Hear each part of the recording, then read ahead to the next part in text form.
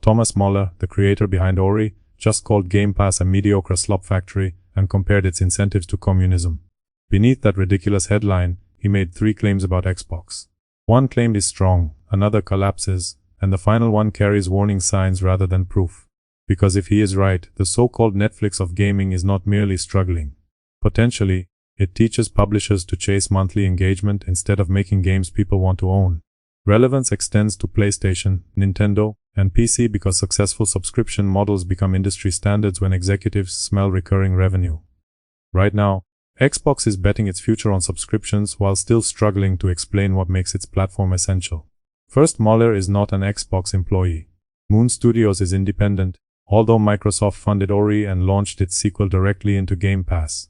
Mahler's history gives him experience and critics' hypocrisy ammunition. Still, hypocrisy does not erase evidence, so test what he actually argued. Crucially, Mahler did not say every game inside Game Pass is garbage. His complaint was that Xbox failed to release enough first-party games essential enough to keep people subscribed. According to him, subscriptions need fresh content customers fear missing, not catalogs they browse briefly before returning to familiar games. For comparison, he pointed to HBO and argued that people remain subscribed because certain shows become events.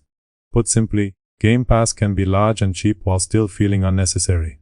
So this is not a stranger yelling through the window. Rather, a former partner is asking why the building now smells like burning money.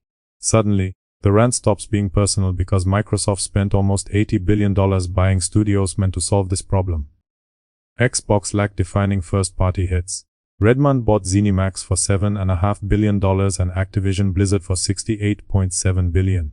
Combined, those purchases brought Bethesda, id Software, Arcane, Blizzard, King, Infinity Ward, Treyarch, and other teams under Microsoft. Somehow all that talent did not create dependable exclusives that made Xbox culturally important.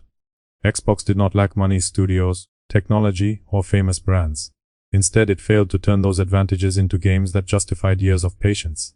Then Mahler pointed directly at Starfield. Bethesda presented Starfield as a massive space role-playing game from Skyrim Studio, creating enormous expectations. Yet the final product divided players, generated mixed long-term reactions, and never became the universal victory Microsoft needed. Importantly, that remains opinion, not proof that Starfield is worthless or nobody enjoyed it.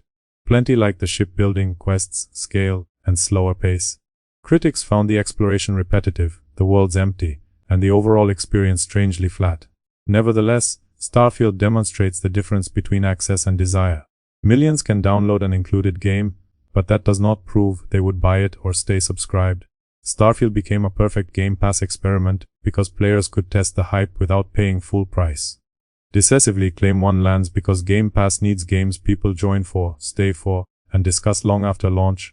Otherwise, the service becomes a rental shelf rather than a permanent habit. Here lies the real accusation. Microsoft spent enough money to dominate the generation and still failed to define it. But this is not only about the games Xbox failed to make. More controversially, it concerns how Microsoft pays for games, and this is where Mahler takes his bizarre political turn. Developers need stronger incentives to take risks, Mahler argues, implying Game Pass weakens ambition. Superficially, that sounds reasonable because guaranteed subscription money could reduce pressure to chase individual sales. Unfortunately, nobody outside those contracts can prove that one simple payment system controls every project. Historically, Microsoft has said Game Pass agreements vary by developer, project, risk, and commercial need. Sometimes studios receive guaranteed money upfront, while other deals involve funding usage sales or custom terms. Consequently, no public evidence shows that Game Pass automatically rewards lazy design, safe ideas, or average quality. Calling every agreement communism sounds dramatic when Microsoft negotiates contracts like any corporation protecting its interests. Possibly some deals reduce risk enough that studios feel less pressure to create something unforgettable. Conversely, other arrangements may help small developers survive, finish ambitious games, and reach audiences they could never afford to find. Without contract details, both outcomes remain possible. Mismanagement, delays, weak leadership, shifting priorities, and executive interference can also produce disappointing games. Subscriptions may influence behavior, but blaming the model for every creative failure gives executives a convenient excuse. Therefore, Claim 2 has a factual hole. Effectively, Mahler identifies a possible incentive problem, but cannot prove that Game Pass caused mediocre development. Exactly halfway through, the scoreboard is simple. Currently he is winning on Xbox's missing hits and losing on developer contracts. Now stop looking at the games. Look at your own wallet. Picture paying monthly because the service feels useful, then watching the price jump while exclusives matter less. At that point, marketing slogans stop mattering and customers cast the only vote corporations understand. Third comes the business evidence. Publicly, Game Pass reached 34 million subscribers in February 2024, including converted Xbox Live Gold members. Later growth became difficult to judge because Microsoft stopped sharing regular totals and used broader revenue language. Come October 2025, Game Pass Ultimate rose from $19.99 to $29.99 per month, a 50% increase. Following that change, Xbox leadership acknowledged that millions left within several months. Leadership also described 8 months of decline before growth recovered after a price reduction. Imagine raising the entrance fee, watching millions leave, lowering it again, and presenting their return as proof that everything worked. Equally important, subscriber losses after a huge price increase do not prove Game Pass was already failing. What it clearly proves is that customers had a limit, and Microsoft found it. This distinction matters because two different questions are being mixed together. Is Game Pass financially unhealthy? Or is Game Pass failing to make Xbox culturally important? Public evidence supports the second argument more strongly than the first. 34 million subscribers is substantial, and the service may still generate meaningful revenue across console, PC, cloud, and other platforms. However, Microsoft's refusal to provide consistent totals makes analysis harder and invites suspicion when growth slows. Realistically, warning signs include stalled expansion, subscriber losses, rising prices, and a company still searching for value. Nothing about that proves collapse. Everything about it proves the service is less invincible than the old marketing suggested. Claim 3 is only partly supported. Those numbers do not prove Game Pass is financially broken, but they show its appeal depended heavily on price and customer loyalty was highly price sensitive. Meanwhile, Xbox deserves its strongest defense. Management could argue that Game Pass was never designed only to sell consoles or protect traditional exclusives. Its broader strategy places Xbox games across console, PC, cloud, televisions, handhelds, and rival platforms. From that perspective, putting games everywhere is not confusion. Distribution is the plan.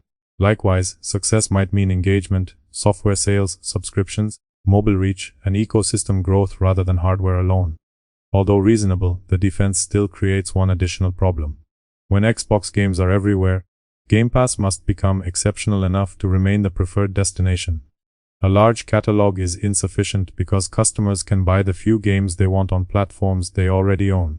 Going everywhere may be a smart Microsoft strategy, but it is not automatically a smart Game Pass strategy. Customers do not need a permanent subscription to buy 2 games a year. Thus, Microsoft's multi-platform approach may expand its audience while weakening the subscription's identity. Such contradiction matters far more than the communist headline. Even so, calling the entire Game Pass catalog mediocre is nonsense. Across its history, the service has offered excellent independence, major releases, award contenders, classics, and day one access. Players discovered overlooked titles, while smaller developers gained attention they could not have purchased. Metacritic ranked Microsoft 5th among publishers for 2025, with an average score of 80. Furthermore, most products received positive reviews, which does not resemble a company producing only digital sludge. PC Gamer highlighted Clair Obscur, Expedition 33, Hades 2, and Hollow Knight, Silksong as strong Game Pass offerings. These examples damage Mahler's broadest insult, but they also expose Xbox's deeper issue. Many excellent Game Pass games appear elsewhere, so their quality improves the catalog without making Xbox unique. Clair Obscur, Hades, and Silksong can excel without becoming reasons to buy Microsoft hardware. Critically, the problem is not that subscriptions can never create a hit. Plainly, Xbox could not produce them consistently enough to make cancellation feel painful. Online reactions exposed every weakness in Mahler's wording almost immediately. Some players agreed that subscriptions train customers to stop buying individual games and wait for catalog access. Others argued Game Pass offers too many good games for its price, creating financial pressure rather than creative laziness. Several users mocked the comparison because private contracts do not resemble worker ownership, public control, or central planning. Predictably, another joke appeared: if Ori launched through Game Pass, does that make Ori communist slop too? Once Mahler used that word, the internet abandoned developer incentives and started a political trial with controller avatars. Forget the communism circus for a moment. After the acquisitions, price increases, subscriber losses, and good games elsewhere, what is Mahler actually right about? Clearly, he is right about the missing hits. Evidence has not proved the contract theory. Microsoft's $30 pricing experiment exposed how price-sensitive Game Pass loyalty really was. Ultimately, players did not reject affordable access. People liked paying less, trying unfamiliar games, and avoiding $70 risks when releases remained strong. Problems emerged when Microsoft raised prices, blurred Xbox's identity, cut studios, and missed dependable headline releases. Quantity became the shield whenever someone asked where the defining Xbox games had gone. Value became the slogan whenever customers questioned whether another monthly charge still made sense. Executives treated catalog size as excitement, then discovered that thousands of options cannot manufacture urgency. Balanced against that, Mahler is right that subscriptions need essential content and incentives deserve examination. Despite that, he has not shown Game Pass cause creative laziness, and the catalog's reviews contradict his slop label. Accordingly, the honest verdict is less dramatic than communist gaming and more damaging to Microsoft. No, Game Pass was not a communist slop factory. Tragically, it was a good idea managed as though catalog size could replace creative leadership. Personally, I have checked the recent releases and cannot find one Xbox game that would keep me subscribed for 12 months. If that sounds wrong, tell me which game I missed in the comments, because I am genuinely looking for a reason to stay subscribed.